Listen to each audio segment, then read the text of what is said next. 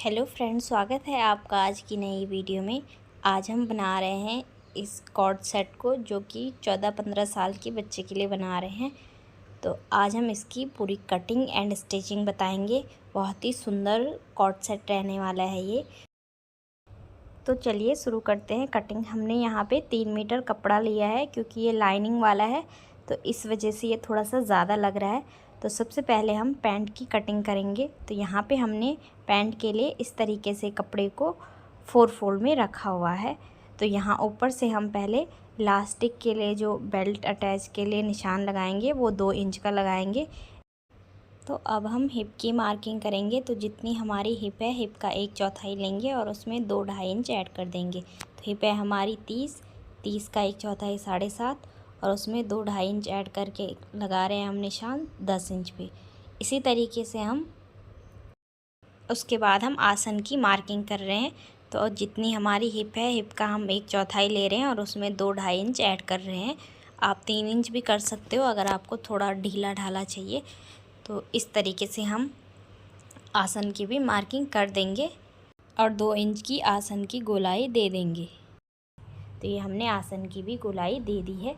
अब हम इसकी लेंथ की मार्किंग करेंगे। तो लेंथ हमें जितनी चाहिए उसमें हमें 1-2 इंच एक्स्ट्रा लेना है, क्योंकि नीचे से फोल्ड होगा। तो लेंथ है हमारी पूरी 31 इंच की और 2 इंच हम उसमें एक्स्ट्रा लेंगे। तो हम कटिंग 33 इंच पे करेंगे। इस तरीके से पूरी मार्किंग करेंगे और मोहरी अपने अकॉर्डिंग रखेंगे, जितनी भी आपको चाहिए, 7 या 8 इंच जो भी होगा। और फिर आपको इस तरीके से पूरा ऊपर तक मिला देना है। तो अब हम इसी तरीके से पूरी कटिंग कर देंगे।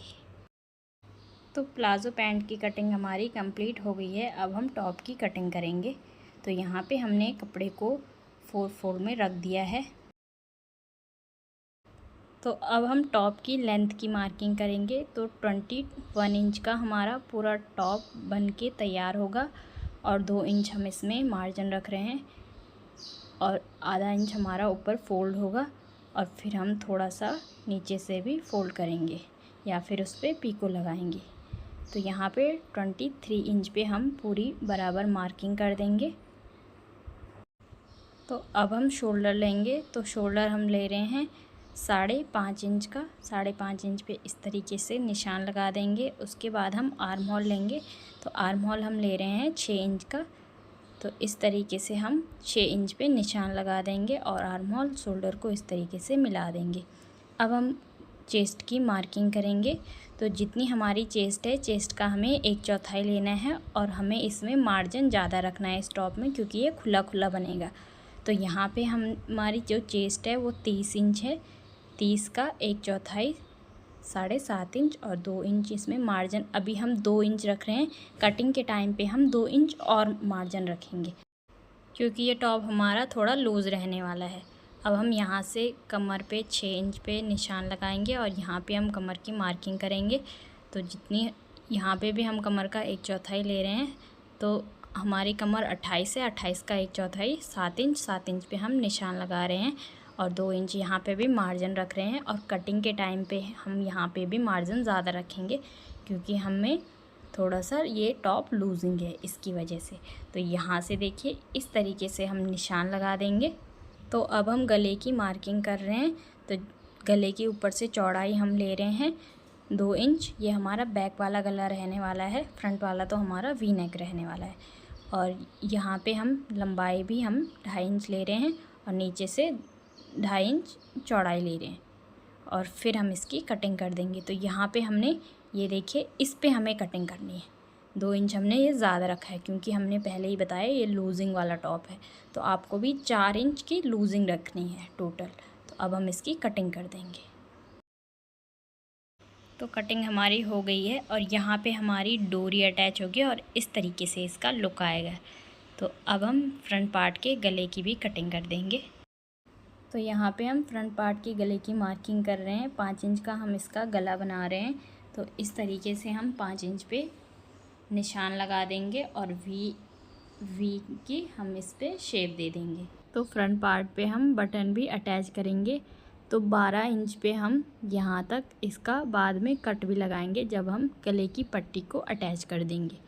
तो यहाँ यहाँ पे हमारा बाद में कट लगेगा यहाँ से और यहाँ तक, क्योंकि हमारे यहाँ पे डोरी भी अटैच होगी नीचे कमर पे, तो वहाँ से ही डोरी अटैच होगी। तो अब हम गले की भी इस तरीके से पूरी कटिंग कर देंगे।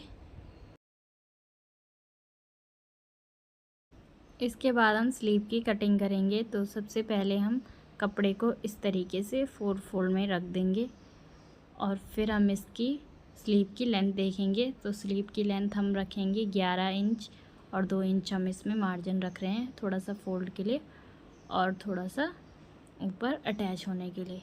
इसके बाद हम यहाँ से 3 इंच पे निशान लगाएंगे खुली वाली साइड से और इसको आर्म होल की शेप दे देंगे इस तरीके से, जैसे कि हम हर स्लीव में देते हैं इस तरीके से।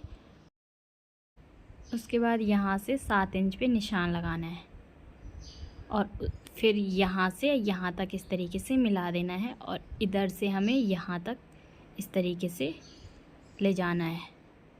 तो यहाँ से और यहाँ तक हमारी फिटिंग की सिलाई लगेगी और यहाँ हमारा खुला हो जाएगा नीचे की साइड।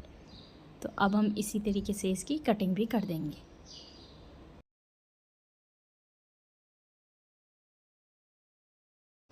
तो अब हम स्टिचिंग करेंगे। तो पहले हम पैंट की स्टिचिंग करेंगे, दोनों आसन को सिल देंगे, ऊपर से बेल्ट को इस तरीके से फोल्ड करके और इस पर पूरा अटैच कर देंगे, पूरा सिल देंगे। और नीचे भी हम मोहरी को इस तरीके से जितना हमने एक्स्ट्रा लिया उसको फोल्ड करके पूरा सिल देंगे। तो ये देखिए, ये हमने आसन को सिल दिया है, ऊपर से हमने बेल्ट को भी अटैच कर दिया है, नीचे से हमने मोहरी भी फोल्ड कर दी है।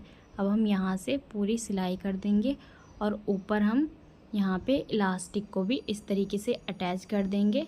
यहाँ से हमने थोड़ा सा छोड़ रखा है और इसको पूरा इसके अंदर डाल के और इसको ऊपर से इसकी सिलाई लगा देंगे। अब हम टॉप की स्टिचिंग करेंगे। तो पहले हम गले की पट्टी को इस पर अटैच करके और इस तरीके से पलट देंगे, पूरा दोनों गले को सिल देंगे। तो दोनों गले की हमने पट्टी को यहाँ पे अटैच कर दिया है इस तरीके से। उसके बाद हम जो हमने बोला था फ्रंट पार्ट में हम यहाँ से 12 इंच तक कट लगाएंगे और इसमें हम पट्टी को अटैच करेंगे, जैसे कि बटन पट्टी हम अटैच करते हैं वैसे ही इसको अटैच करेंगे। तो 12 इंच तक हमने यहाँ पे कट लगा दिया है और यहाँ पे हमने 2-2 इंच की बटन पट्टी ली है और इसको इस तरीके से सिल के और अंदर की तरफ फोल्ड कर देंगे। दोनों पट्टी को हम इसी तरीके से सिल के और अंदर की तरफ फोल्ड कर देंगे। तो दोनों बटन पट्टी हमने यहाँ पे सिल दी है और यहाँ पे हमारे बटन आएंगे और यहाँ से हमारी डोरी बाहर निकलेगी जो कि हम कमर पे अटैच करेंगे। अब हम दोनों पार्ट के शोल्डर को अटैच कर देंगे। तो दोनों पार्ट के शोल्डर को अटैच करने के बाद हम इस पे स्लीव को अटैच करेंगे। तो यहाँ पे हमने नीचे से स्लीव पे पीको कर दी है और यहाँ पे इस तरीके से स्लीव को पूरा अटैच कर देंगे।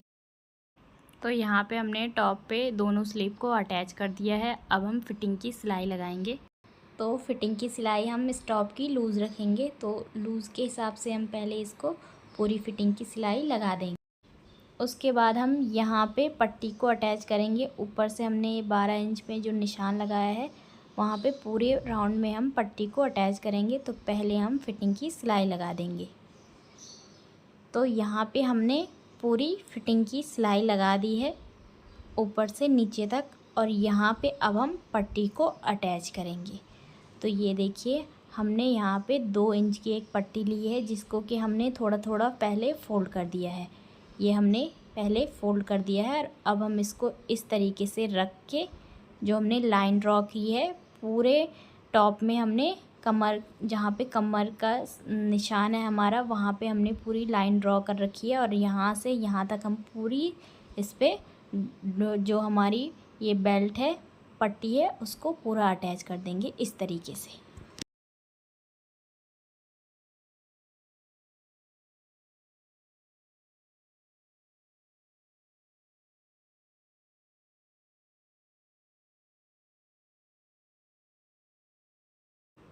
तो यहाँ पे हमने पूरी पट्टी को अटैच कर दिया है।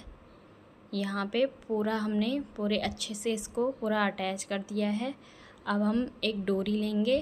तो ये देखिए, ये हमने डोरी ली है और यहाँ से जो थोड़ा सा हमने छेद रखा हुआ है, इसको हम यहाँ से डोरी को अटैच करेंगे और इधर से निकाल देंगे। तो अब हम इसके अंदर डोरी को डालेंगे। तो इस तरीके से पूरी डोरी को इसके अंदर डाल देंगे। तो ये देखिए, डोरी को हमने इसके अंदर पूरा अटैच कर दिया है और उसके बाद हमें डोरी को इस तरीके से बांध देना है। तो ये डोरी से इस तरीके से इसका लुक आएगा। तो आप जितनी भी इस पर गैदरिंग अपने कमर के अकॉर्डिंग टाइट ढीला जो भी हो वो कर सकते हो। और उसके बाद हम यहाँ और यहाँ पे बटन को अटैच करेंगे। तो ये देखिए, ये हमारे बटन है, तो इसको हम इस तरीके से अटैच कर देंगे। अब हम आपको इसका पूरा फाइनल लुक दिखाते हैं।